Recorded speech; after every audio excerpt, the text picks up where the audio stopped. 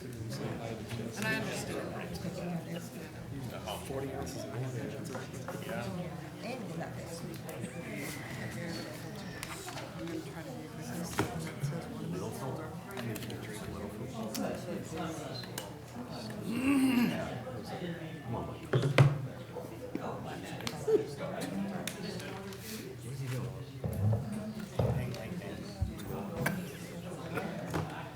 No, but like Derek wants to gavel. I bet they will for the 7:30. I bet they will for the 7:30.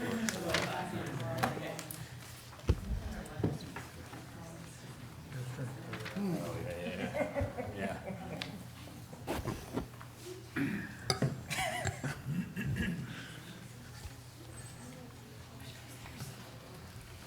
Yeah.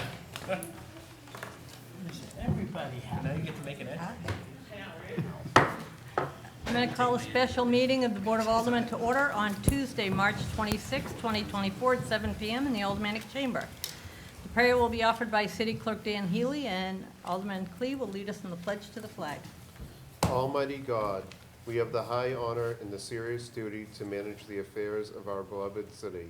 Fill us, O God, with a spirit of unity and understanding, which enables us to face our multiple problems with a serene mind, with justice and charity for all, so that any and all decisions made by us will always be for the betterment and greater happiness of all our fellow citizens. So help us God. Amen. I pledge allegiance To the flag of the United States of America and to the republic for which it stands, one nation, under God, indivisible, with liberty and justice for all.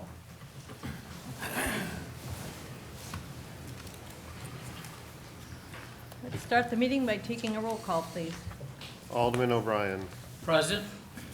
Alderwoman Timmons. Here. Alderman Moran. Here. Alderman Thibodeau. Here. Alderman Govea. Here. Alderman Lopez. Alderman Sullivan. Here. Alderman Clemmons. Here. Alderman Sennett. Here. Alderman Jettie. Here. Alderman Tebow. Here. Alderman Klee. Here. Alderman Dowd. Present. Alderwoman Kelly. Here. Alderman Wilshire. Here. 14 present, 1 absent. Thank you. Tonight we have a presentation. I'm going to recognize Director Cummings. Well, Madam President, I was going to give a brief Okay. introduction to them. Okay. Anyway, so thank you for coming tonight. Our goal here is to brief you on outside legal expenses for which we budgeted $300,000 and are greatly exceeding that number. I'd like to say before we begin that the people to present to you tonight, Tim Cummings, Celia Leonard, Steve Bolton over here, and I don't know if she will be saying anything, but Jen DeShay, the risk manager, all work very hard on behalf of the citizens of Nashua and are working to protect them and serve them in all instances. So what you'll see is that over the for many years, we really didn't have outside legal expenses because there really there really wasn't much litigation.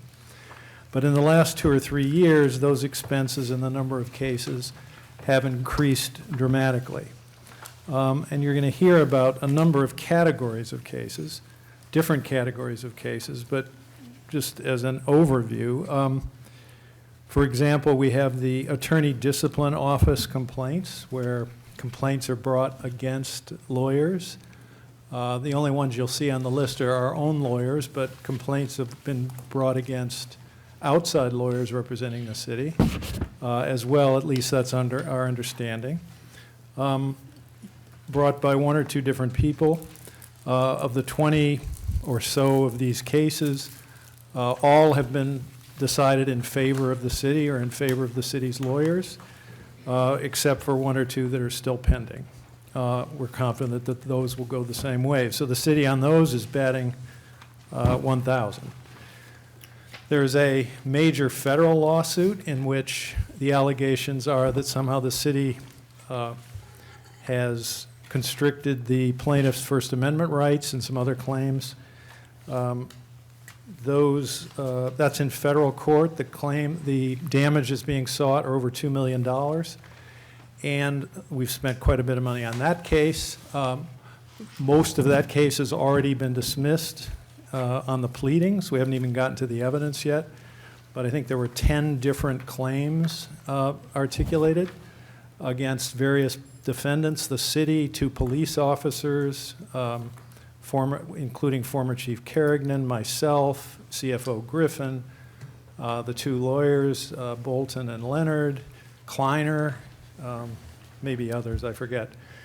The claims against me and Griffin, CFO Griffin, have been dismissed entirely.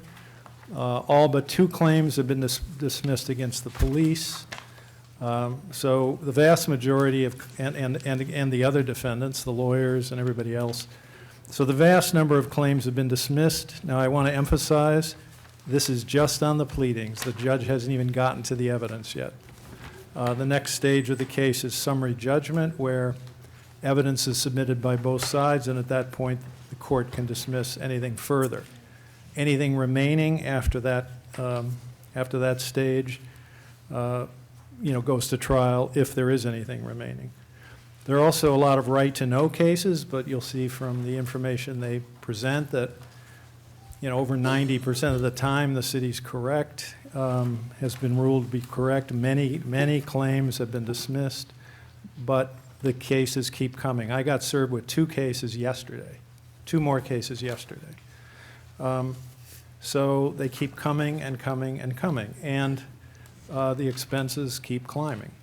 So I'd also just like to add, before I turn it over to the other people, that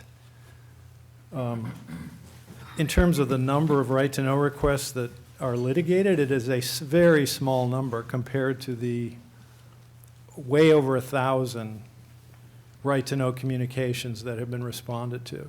And a communication can include many different requests and require the reduction of 10, one document, tens, hundreds, even thousands. So, the city is putting at least $250,000 into responding to these a year, to responding in staff time, responding to the right-to-know requests, and is making every effort in all respects to comply, and generally speaking, the courts agree. So I will turn it over to Mr. Cummings and Ms. Leonard and Steve Bolton to give you more of the details. Thank you, Mayor. For the record, Tim Cummings, Director of Administrative Services, and through you, Madam President, to the Board of Aldermen this evening.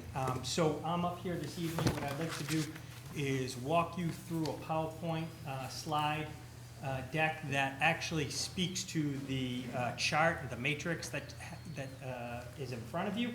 It essentially helps explain, highlights, summarizes the data that you have in detail. We want to keep our comments brief this evening. Really, we thought we owed it to you to just come before you, give you an update as to where we are relative to outside legal counsel expenses. So with that being said, Madam President.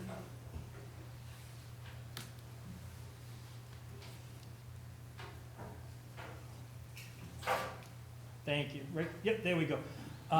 So just quickly, snapshot of the financials as of today. There's an extra 4 in there. My finger slipped. I apologize. But it's $673,576,000. So again, $673,576. We've spent to date on outside legal counsel. And just to kind of give folks an understanding of the magnitude, I anticipate that we're going to need to request at least $1.2 million in the FY25 budget, just based on what we're seeing in terms of the trajectory that we're on. Next slide, please. Just to give some folks some background, we received a lot of the litigation over the last 4 years.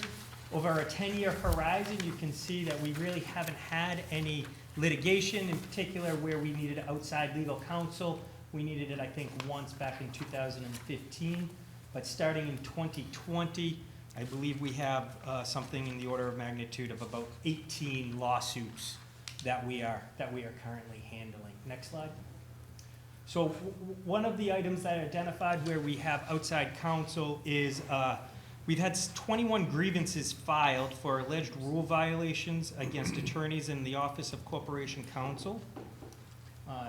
As of today, 20 of those grievances have been dismissed. One is still pending, but it should be noted that grievance was just filed in February of 2024.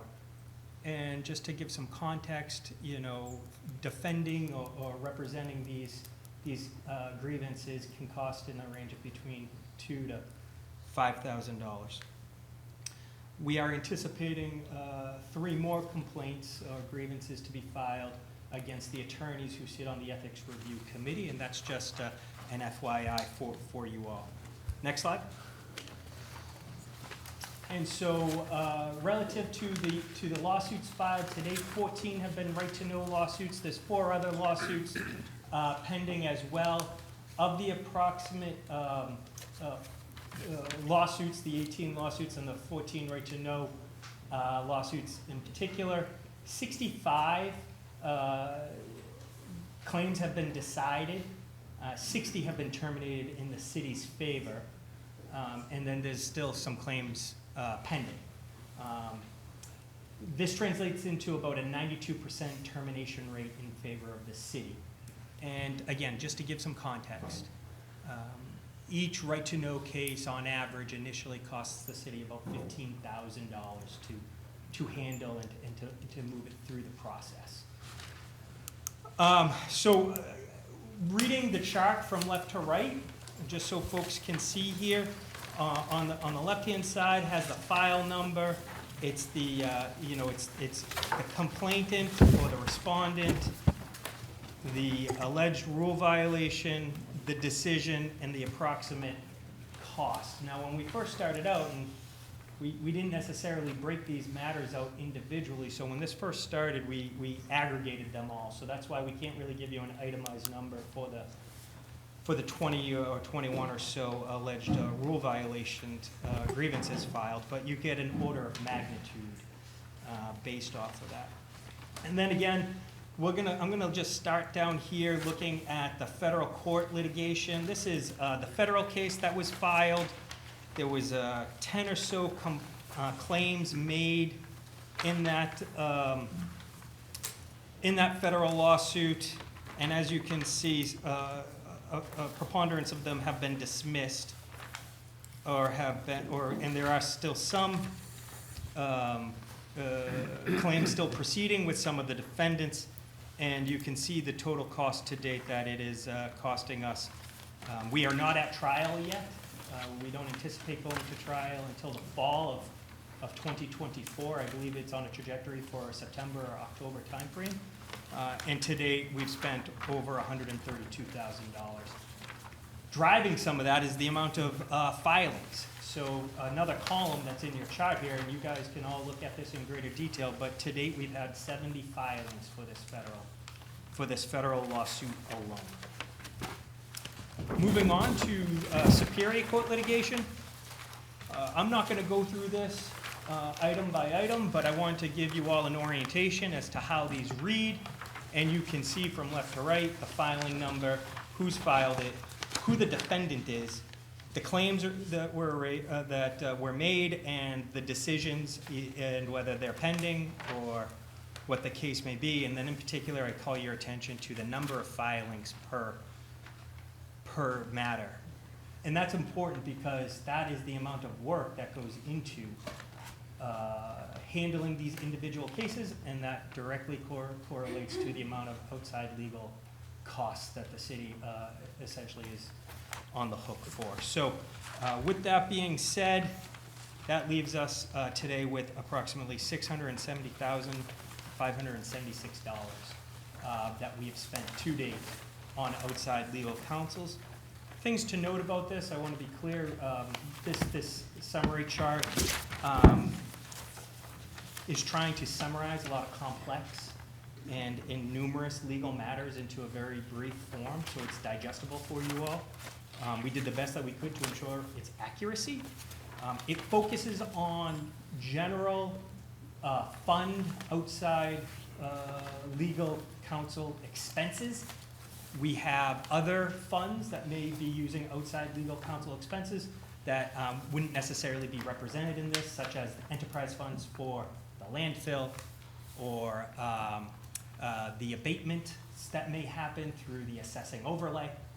We really wanted to keep this narrow relative to the general fund and the outside legal counsel's expenses on the general government side. This doesn't include anything on the school side either. So, Madam President, I just wanted to give you a quick overview relative to where we are today, because I felt it important to make sure everyone understands how we're trending relative to the outside legal expenses. I want to thank Deputy Corporation Counsel Celia Leonard, who's standing with me this evening, Corporation Counsel Bolton and Jennifer DeShays for their yeoman's work in helping put this slide deck together.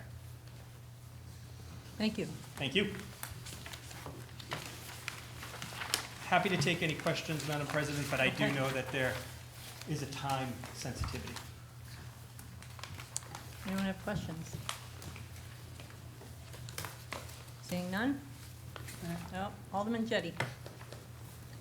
Thank you.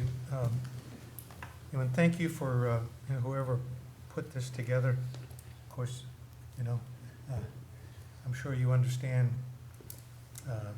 our seeing this. We've only been able to look at this for a couple of minutes. But I appreciate, I've been wondering, what the status of all these cases I hear about is. And I'm sure once I have a chance to digest this, I'll know a lot more. But having I know this is a very sensitive subject for our legal department and the hardworking lawyers that we have working for us. I know that I can only imagine what it must be like to be constantly accused of violating the rules of disciplinary, the disciplinary rules for lawyers, because that's our livelihood, that's our reputation. It's very,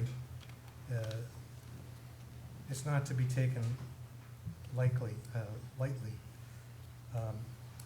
But I do want to point out, for example, the federal case. And I don't know how much you can talk about this tonight in this forum, but I see that counting quickly, there are 10 defendants named in the federal lawsuit, and claim number 1. I haven't had a chance to really read through it, but I see dismissed against Mayor Donchis, CFO Griffin, and former Assessor Hugh Hamill. That's 3 out of the 10 defendants. So apparently the case is still pending against those 7 other defendants. Those claims, as I understand it, would still be proceeding with the other parties named. Right. So I don't know, is it, I don't want to broach a subject which should not be broached at this meeting, but, is it possible for us to get a report about, what this is all about and what those pending claims is about, or is that inappropriate? I think we'd need to do that in a non-public because we don't want to reveal kind of legal thinking, but that could be done in a non-public session. Okay. But since you're in the business, I mean, it hasn't even reached the summary judgment stage. These are just dismissals on the pleadings. There's a summary judgment deadline coming up. The defendants intend to file a summary judgment motion, and you may see additional claims dismissed at that stage, as you know. Okay, thank you. Alderman Moran. Thank you, Madam President. Maybe through you to Corporation Counsel or Director Cummings or Deputy Leonard. You mentioned that the time requirements, that has not been mapped out from a start to finish our right-to-know request? Is that what I heard, or am I mishearing? Yeah, I'm So not when following someone, the question. were there other costs other than the legal fees regarding? That is time? not included. That is not, but. So Go if I ahead. may, Madam President, I think what is being asked is what we would consider internal or in-house costs. As the mayor was referencing, internally, approximately $250,000 on responding to right-to-know requests, separate and aside from what you're seeing before you. This is just direct outside legal expense costs for the city. And to be clear, it's not just right-to-know litigation or lawsuits, whatever the case may be. There's some land use matters as well. That's all encompassed in here. There is the asphalt plant expenses are also in here. That totals 50? I don't know, what's the total there, 40, 50? Or is it higher?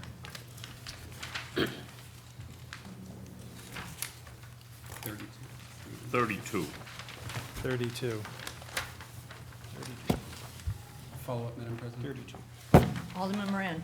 I just, to the members of the public, Alderwoman Timmons and I are working with Corporation Counsel. So a dear friend of mine who's a state rep and I disagreed on his vote and speech at the State House regarding costs associated with right-to-know request.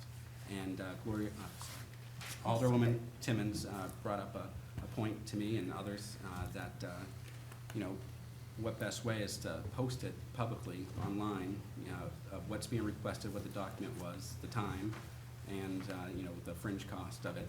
So we can go back to the representative and say, well, you can explain this to your constituents, this is how much it costs. And if you can't see that now, then you have no other mechanism to say, hey, who's to decide to took 10 hours or whatever it was. But hopefully we'll have something soon on that. I know it's a very delicate, detailed legal piece, and we have our best on it. Anyone else? Thank you very much. Thank you. Appreciate you being here and giving us an update.